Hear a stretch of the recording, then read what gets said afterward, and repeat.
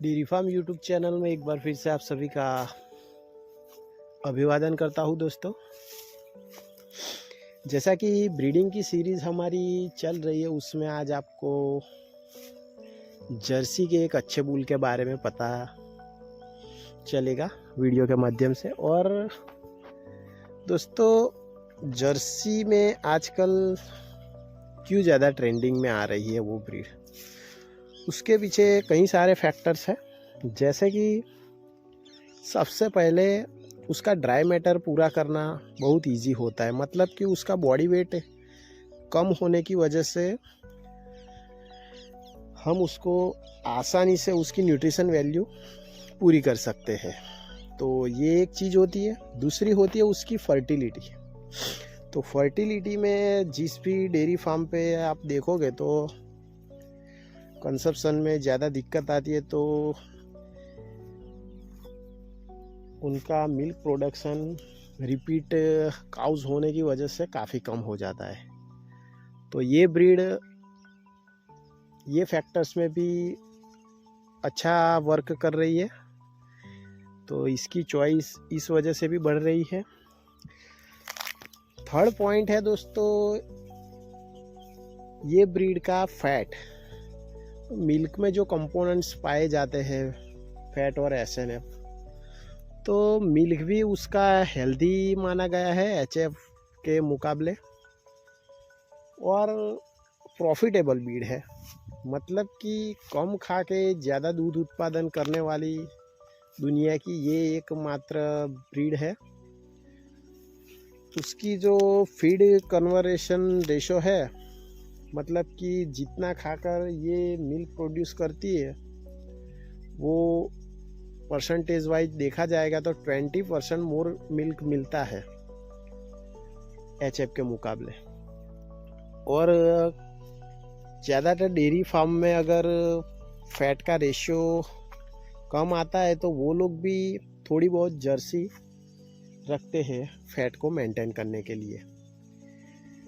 तो बात ये है कि दोस्तों, छोटा पशुपालक है जो घुमा फिरा के भी अपने एनिमल को गोचर या किसी अन्य संसाधनों से चारा दे रहा है, ग्रेजिंग करवा के, या फिर साइलेज बिना भी कुछ हरे चारे का मैनेजमेंट करके डेयरी फार्म कर रहा है, तो वो 6 या 7 जनरेशन पे जाकर भी एचएफ की जो कैपेसिटी होगी उस हिसाब से मिल्क नहीं ले पाएगा।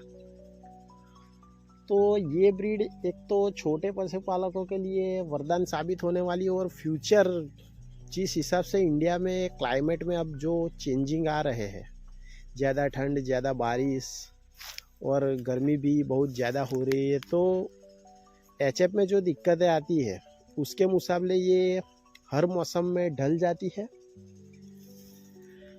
और बीमारियां भी इसमें कम होती है।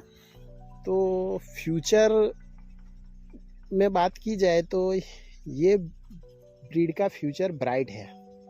और विदेशों में भी एचएफ के मुकाबले अब जिस तरह इस ब्रीड पे काम किया जा रहा है, यूएसए की बात की जाए या डेनमार्क या नॉर्डिक कंट्री या सभी, तो फिलहाल इस ब्रीड पे ज़्यादा वर्क हो रहा है। तो ऑल ओवर डेटा एनालिसिस किया गया है वर्ल्ड लेवल पे, तो वहाँ पे भी इस ब्रीड को ही फ्यूचर के हिसाब से देखा जा रहा है। तो हम भी इसकी ओर क्यों ना कदम आगे बढ़ाए।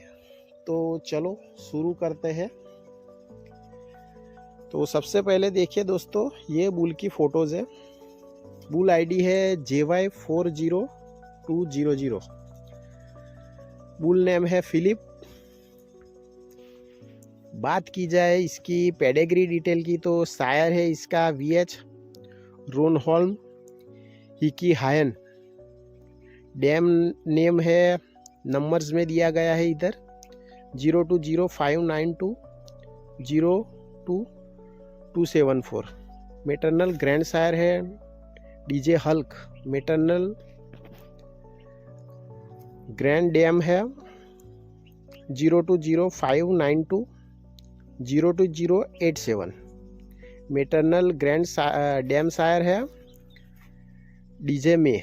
तो ये पेडिग्री डिटेल है। पेडिग्री डिटेल दोस्तों कोई भी सीमन आप यूज़ करोगे तो उसको ज़रूर मिनिमम 3 जनरेशन तक, और हो सके तो 7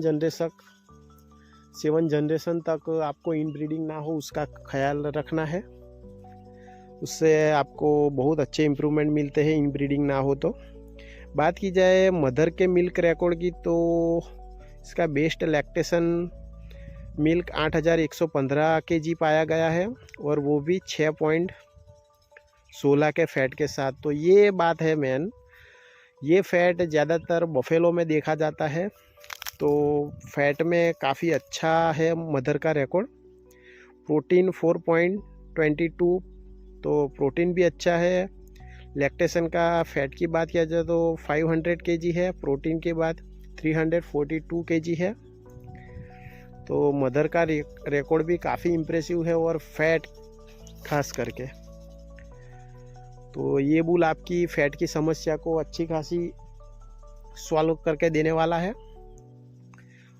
अब CDCB का जो डेटा निकाला गया है 2021 में, उसकी बात करते हैं तो मिल्क ये बुल 727 kg बढ़ा रहा है, फैट 67 kg एवरेज से बढ़ा रहा है, और प्रोटीन 40 kg एवरेज से बढ़ा रहा है। तो तीनों पैरामीटर में अच्छा खासा जंप देने वाला है ये bull.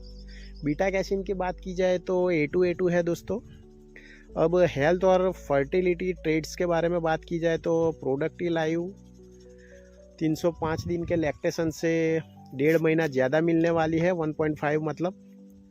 Daughter pregnancy rate 4.9, हीफर consumption rate 5.3, और काउ कंजप्शन रेट 5.6। तो फर्टिलिटी में काफ़ी अच्छा डेटा है इसका, आप देख सकते हो।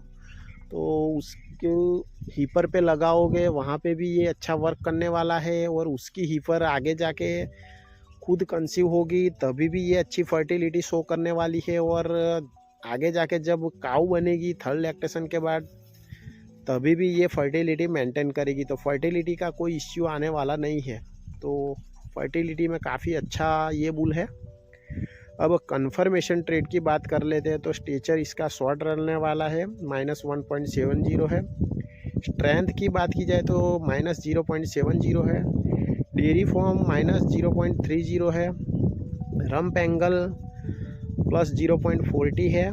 थर्ड विड्थ -1.30 है। रियर लेग साइड व्यू +1.60 है।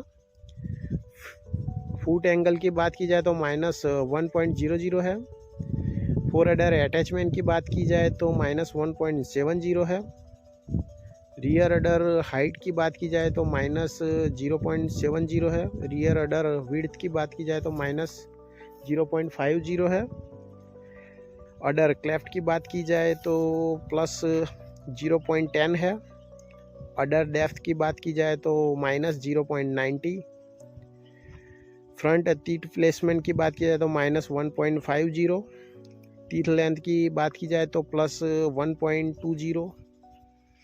तो ये थे इसकी कंफर्मेशन ट्रेड की डिटेल।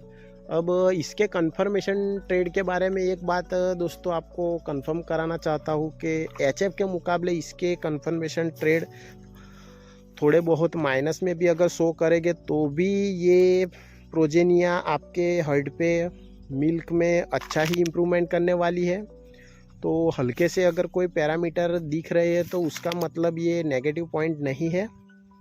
ज़्यादातर बॉडी कंफर्मेशन ट्रेड जर्सी में ऐसे ही देखे जाते हैं, तो उस पर ज़्यादा फोकस मत कीजिए।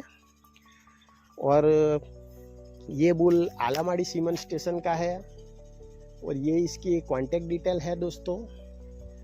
आप इस कांटेक्ट पे बात कीजिए, और अपने एरिया का डिस्ट्रीब्यूटर जो भी ऑथेंटिक होगा उसका नंबर वहाँ से आपको प्रोवाइड कर दिया जाएगा पूरे भारत पे, और वहीं से आपको ये सीमन बाई करना है, और अपने हर्ड के लिए ज़रूर यूज़ कीजिए। फैट और कंसेप्शन के लिए मेरे हिसाब से ये बुल बहुत अच्छा रहने वाला है दोस्तों। तो